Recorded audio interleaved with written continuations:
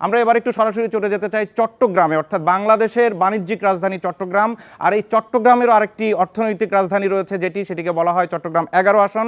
যেই 11 আসনের মূল এরিয়া যদি আমরা একটু বলি, এবং কেন এই আসনটি সবচেয়ে গুরুত্বপূর্ণ, এই আসনটি হচ্ছে চট্টগ্রামের ডাবল বোরিং, চট্টগ্রামের পতেঙ্গা এবং চট্টগ্রামের যে মূল বন্দর, সেই তিনটি এলাকাকে ঘিরে। এবং এখানে বাংলাদেশের অর্থনীতির প্রাণকেন্দ্র বলা যায় এই আসনটিকে, কারণ এখানে রয়েছে চট্টগ্রামের মূল বন্দর, এখানে রয়েছে কেইপিজেড, এখানে রয়েছে কেইপিজেড অর্থাৎ কোরিয়ান ইপিজেড, এখানে রয়েছে চট্টগ্রাম ইপিজেড এবং শাহ আমানত আন্তর্জাতিক বিমানবন্দর, চট্টগ্রাম কাস্টমস হাউস, সব কিছুই চট্টগ্রাম 11 আসনের মধ্যে রয়েছে।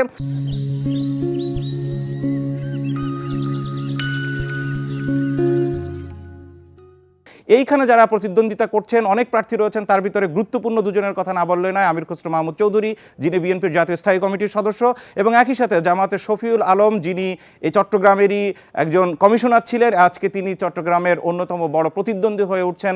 ধানের শীষ এবং দাঁড়িপাল্লার ভিতরে কিন্তু এই আসনে সবচেয়ে বেশি প্রতিদ্বন্দ্বিতা হচ্ছে এবং হাড্ডাহাড্ডি লড়াই হবে, সেই আভাস পাওয়া যাচ্ছে।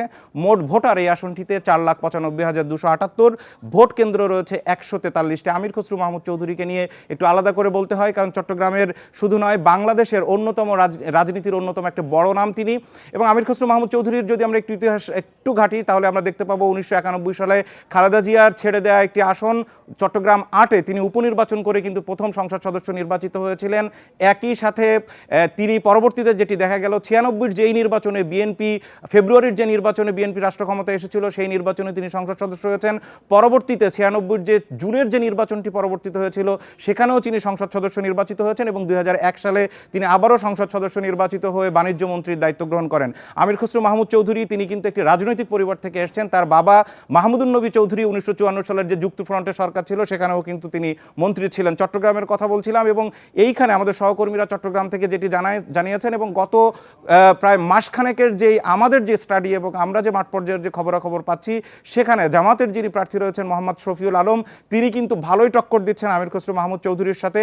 সারা দেশের মতো চট্টগ্রামের এই আসনটিতেও ব্যাপকভাবে কিন্তু নির্বাচন জমজমাট হয়ে রয়েছে। এবং এইখানে যিনি প্রার্থী হন, তার জন্য একেবারে শেষের দিকে এসে একটি বড় চ্যালেঞ্জ হয়ে দাঁড়িয়েছে। সেটি হচ্ছে এই চট্টগ্রাম বন্দরকে বিদেশিদের হাতে পরিচালনার দায়িত্ব দেওয়া হবে কি হবে না, সেটি নিয়ে কিন্তু একটা দীর্ঘ আন্দোলন চলছিল। সেটি আপাতত একটু স্থগিত থাকলেও পরবর্তীতে যেটি দেখা যাচ্ছে, আগামী ইলেকশনের পরে সেই বিষয়টি কিন্তু সামনে আসবে। নিশ্চয়ই যিনি সংসদ সদস্য হবেন, তার ঘাড়ে এর দায় খানিকটা আসবে, কারণ তাকে এই বিষয়গুলো নিয়ে সমাধান করতে হবে, সেখানে শ্রমিকদের সাথে কথা বলতে হবে।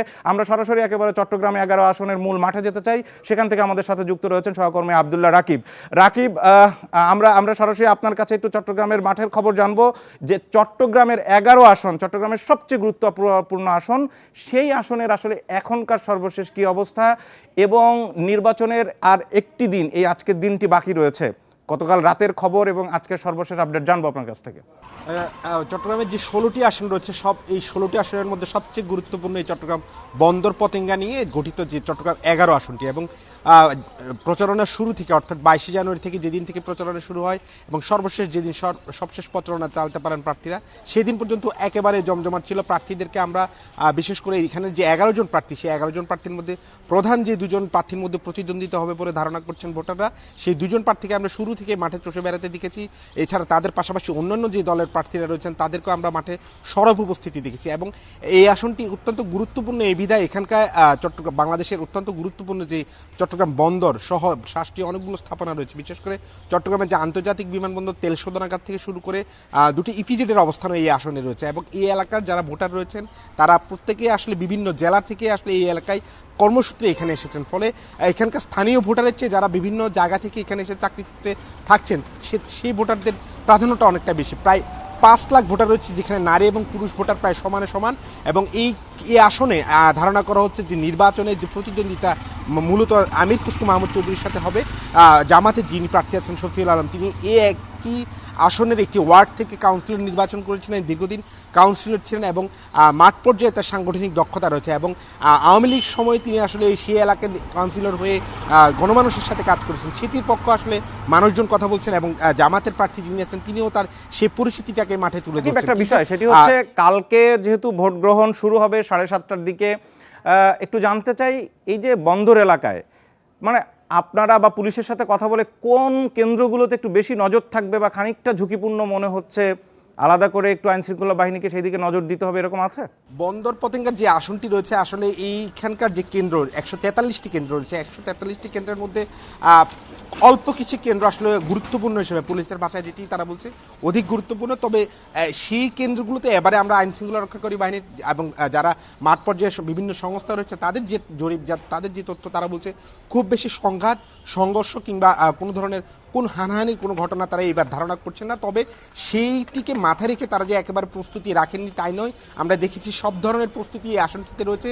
যেহেতু এখানে বন্দর রয়েছে, কোনো এই সহিংসতা সংঘাত যাতে বন্দর কিংবা আশেপাশে যে কেপিআই স্থাপনাগুলো আছে সেখানে যাতে কোনো প্রভাব না ফেলে সে ব্যবস্থা নেওয়া হয়েছে। আমরা দেখেছি বন্দর কর্তৃপক্ষ এই নির্বাচনে যেহেতু তারাও আসলে একটি অংশ, ফলে তাদেরও প্রস্তুতি রয়েছে এবং সেখানেও ভোটার রয়েছে।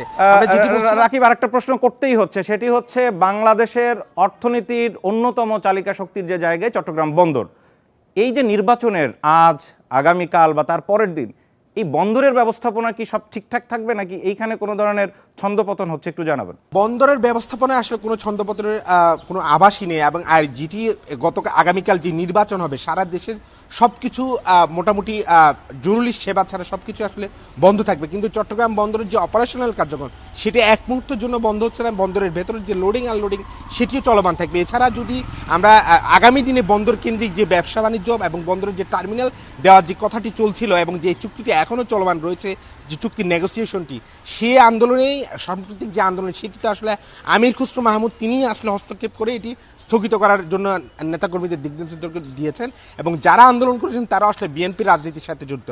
সর্বোপরি এই আসনে যিনি বিএনপির প্রার্থী এবং বিএনপির স্থায়ী কমিটির সদস্য আমির খাসরু মোহাম্মদ চৌধুরী, তিনি এই আসন থেকে আসলে নির্বাচিত হয়ে 2001 সালে বাণিজ্য মন্ত্রী ছিলেন এবং এই আসনে যদি ভোটের পরিসংখ্যানে বলি সেক্ষেত্রে আসলে 4 বারই আসলে বিএনপির প্রার্থী এখান থেকে জয়ী হয়ে এসেছিলেন। তবে জামাতের এখন পর্যন্ত আসলে এই আসনে জয়ী হয়ে আসার কোনো রেকর্ড নেই। ফলশ্রুতিতে দেখা যাচ্ছে অনেকটা হাড্ডাহাড্ডি লড়াই হবে, যেহেতু একজন সাবেক কাউন্সিলর এবং একজন সাবেক মন্ত্রী দুজনেরই আসলে সমানে সমানে লড়াই হবে এখানে এবং ভোটাররাও বলছেন তারা একটি উৎসব মুখর প্রতিদ্বন্দ্বিতামূলক এবং প্রতিযোগিতামূলক নির্বাচন এই ত্রয়োদশ সংসদ নির্বাচন আগামীকাল তারা দেখতে চান।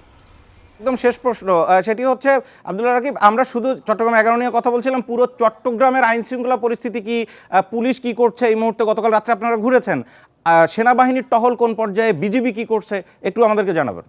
দেখুন, নির্বাচনের আগে থেকে চট্টগ্রামের যে একটি আসন রয়েছে রাউজান আসন, সেই আসনটিতে নানা ধরনের সংঘাত হত্যা সহ প্রায় 18টির উপরে হত্যাকাণ্ড আমরা দেখছি। সেটি থেকে আসলে নির্বাচনের আগে থেকে আসলে শঙ্কা ছিল নির্বাচনের সময় জুড়ে এই আসনটিতে বা চট্টগ্রামের অন্যান্য আসনে আসলে সংঘাত ছড়িয়ে পড়ে কিনা, অবৈধ অস্ত্রের ব্যবহার হয় কিনা। সেটিতে আমরা নির্বাচনের যে প্রচারণার কালীন সময় সেই সময় কোনো ধরনের হত্যাকাণ্ড বা সংঘাত সহিংসতার কোনো মাত্রা আমরা দেখিনি। তবে নির্বাচনকালীন যে এই সময়টি আমরা দেখেছি 3 দিন আগ থেকে চট্টগ্রামের বিভিন্ন উপজেলায় অর্থাৎ গ্রামে গঞ্জে আমরা পুলিশের টহল দেখেছি, আমরা সেনাবাহিনীর টহল দেখেছি এবং বিজিবির টহল সমানতালে একই টহল চলছে এবং যেটি গতকাল রাতেও আমরা গড়িতে এবং উপজেলাগুলোতে আমরা খবর নিচ্ছি সেখানেও একইভাবে তাদের যে ডেপ্লয়মেন্ট অর্থাৎ যে নির্বাচনী আইন শৃঙ্খলা পরিস্থিতি সেটি একেবারেই চমৎকার রয়েছে বলে স্থানীয়। আপনাকে অনেক ধন্যবাদ। সারা দিন জুড়ে চট্টগ্রামের আরো খবর নিয়ে অন্যান্য আসন থেকে আরো খবর জানতে আপনার কাছে আমরা আবার ফিরবো।